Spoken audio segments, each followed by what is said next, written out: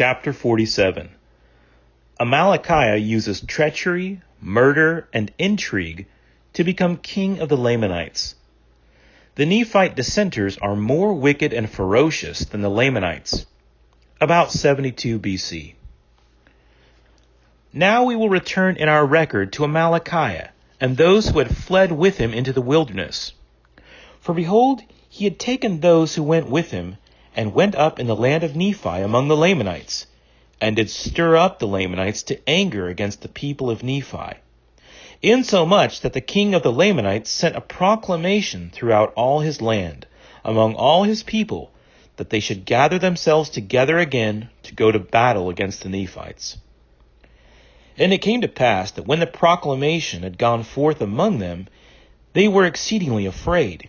Yea, they feared to displease the king, and they also feared to go to battle against the Nephites, lest they should lose their lives. And it came to pass that they would not, or the more part of them would not, obey the commandments of the king. And now it came to pass that the king was wroth because of their disobedience.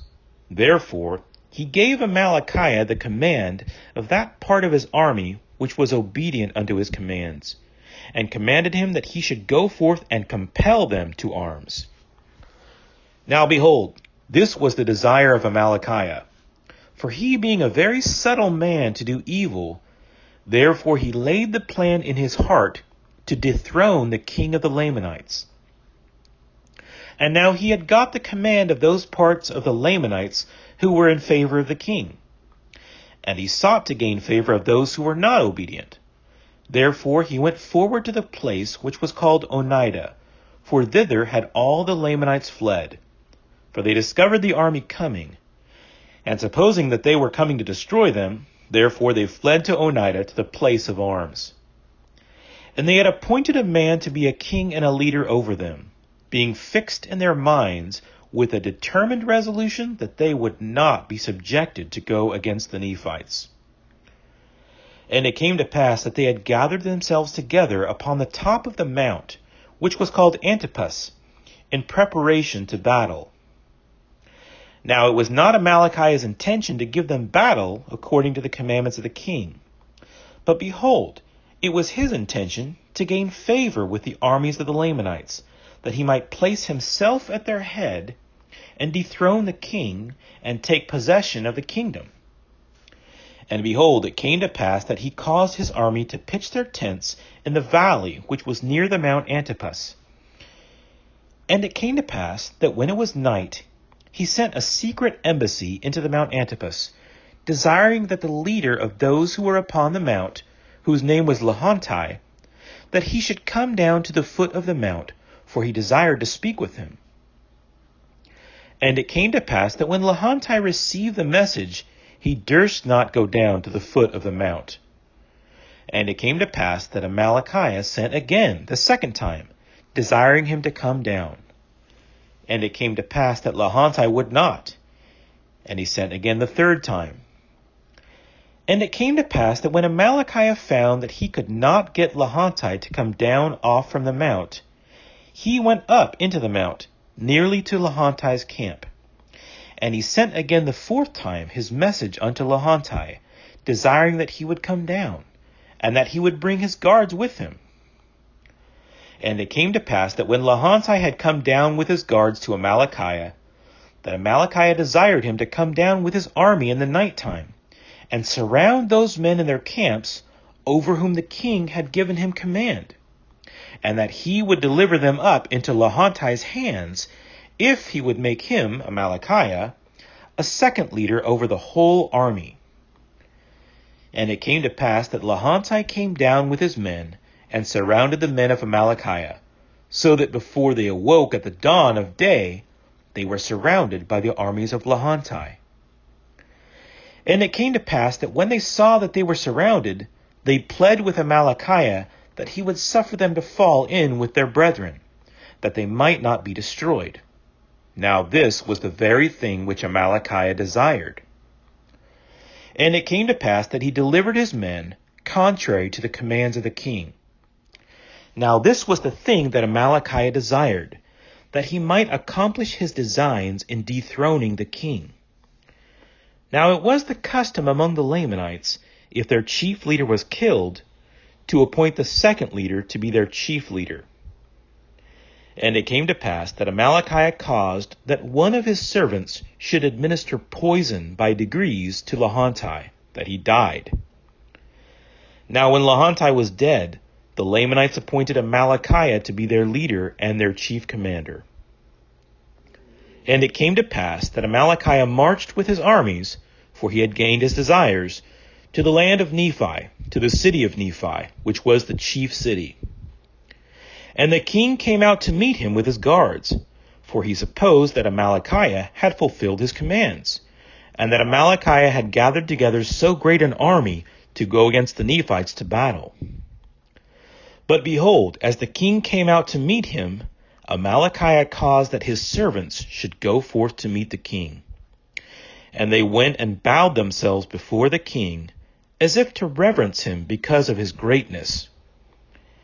And it came to pass that the king put forth his hand to raise them, as was the custom with the Lamanites, as a token of peace, which custom they had taken from the Nephites. And it came to pass that when he had raised the first from the ground, behold, he stabbed the king to the heart, and he fell to the earth. Now the servants of the king fled, and the servants of Amalickiah raised a cry, saying, Behold, the servants of the king have stabbed him to the heart, and he is fallen, and they have fled. Behold, come and see. And it came to pass that Amalickiah commanded that his army should march forth and see what had happened to the king. And when they had come to the spot, and found the king lying in his gore, Amalickiah pretended to be wroth, and said, Whosoever loved the king, let him go forth, and pursue his servants, that they may be slain. And it came to pass that all they who loved the king, when they heard these words, came forth and pursued after the servants of the king. Now when the servants of the king saw an army pursuing after them, they were frightened again, and fled into the wilderness, and came over into the land of Zarahemla, and joined the people of Ammon. And the army which pursued after them returned, having pursued after them in vain. And thus Amalickiah, by his fraud, gained the hearts of the people. And it came to pass, on the morrow, he entered the city Nephi with his armies, and took possession of the city. And now it came to pass that the queen, when she had heard that the king was slain, for Amalickiah had sent an embassy to the queen, informing her that the king had been slain by his servants, that he had pursued them with his army, but it was in vain, and they had made their escape. Therefore, when the queen had received this message, she sent unto Amalickiah, desiring him that he would spare the people of the city. And she also desired him that he should come in unto her, and she also desired him that he should bring witnesses with him to testify concerning the death of the king. And it came to pass that Amalickiah took the same servant that slew the king, and all them who were with him, and went in unto the queen, unto the place where she sat. And they all testified unto her that the king was slain by his own servants. And they said also, They have fled. Does not this testify against them? And thus they satisfied the queen concerning the death of the king. And it came to pass that Amalickiah sought the favor of the queen, and took her unto him to wife.